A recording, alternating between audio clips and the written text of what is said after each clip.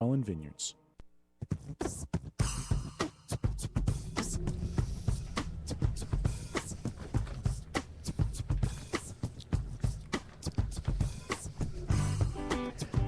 Welcome back to La La Land on CRN Digital Talk.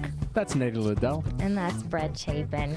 We are talking to Director of Photography and incredible talent, Matthew Heckerling. Thank you for being here, Matthew. My pleasure. Oh. And when we left off, you were talking a little bit about your experiences in Cambodia and all that. And I wanted to ask one quick follow-up question to that, because was the guy, you said there was one person there that spoke English? Well, one on that particular crew. I mean, we had a local producer there who was. There's a lot of French in Cambodia, so we had a French producer who helped us out with everything. But there was the one guy who owned the Grip Electric company, and then he brought on all his crew. But yeah, he was the only one. I had to communicate everything through him. So yeah, that was going to be my question. Did he interpret everything? Yeah, he was basically. I needed him kind of standing right next to me the whole time, so that he could sort of translate for me, and then they would take over. Oh wow. Yeah, it was definitely a unique experience. Was he ever not there?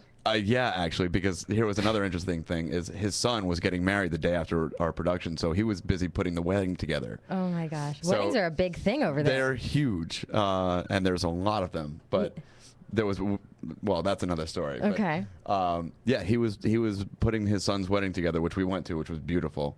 But there was a while where he had to go deal with a last minute mess up with the wedding, so he was handling that and handling our production at the same time. And then we had a one of our big exterior lights go down. Oh. While he was gone. So, and he was great. We called him up and he solved the problem. He was really an amazing guy. Yeah.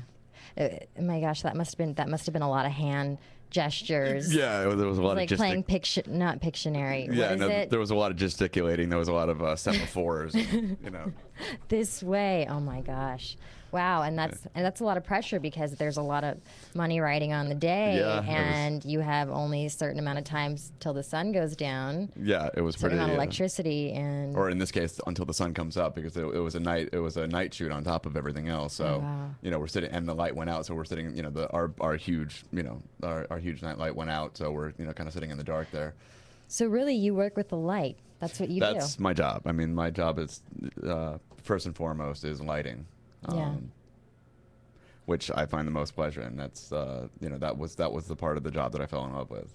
Have you done everything behind, like, as far as like all the jobs, like the grip and electric? Have you done? No, I mean, I've done, in film school you sort of do. Oh, okay. But I wouldn't, I would not call myself a qualified gripper electric in the term, and up to the standards of what the guys that work for me. Those guys are incredible at their jobs. Yeah.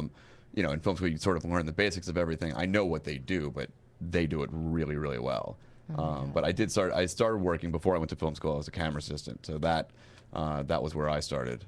So I learned the ins and outs of the camera, which of course now is, the video camera, or the just what? Well, at the time it was 35 millimeter film. So I learned. I started as a film loader, so learned the camera from the inside out. Now I mean it's a constant update with the technology. I mean there's about 500 cameras you need to know these days. Right. Well, but you also shoot with an actual, you're a photographer. Right. I mean, yeah. You'd take still photos. Yes, I take still. Yeah, I do stills as well. I do fashion and lifestyle kind of stuff. And so, do you find that there's a big difference between that? Well, I mean the principles are the same in terms of lighting, shadow, composition, but I mean obviously it's a very different beast. The objectives are very different, but ultimately lighting is lighting. It's just a matter of scale. And you're shooting my headshots next week, right? Yes, I am. So I just want to throw that in there real quick, because I'm really excited about this. People, if you want to, Brett, what is that website that we're on? www.facebook.com/LaLaLandTalk. You got it. Oh my gosh. Okay. I'm putting some of the photos up there that Matthew Heckerling is going to be shooting of me, and you guys can make comments. Really good comments only. Only Please. good comments. Thank you.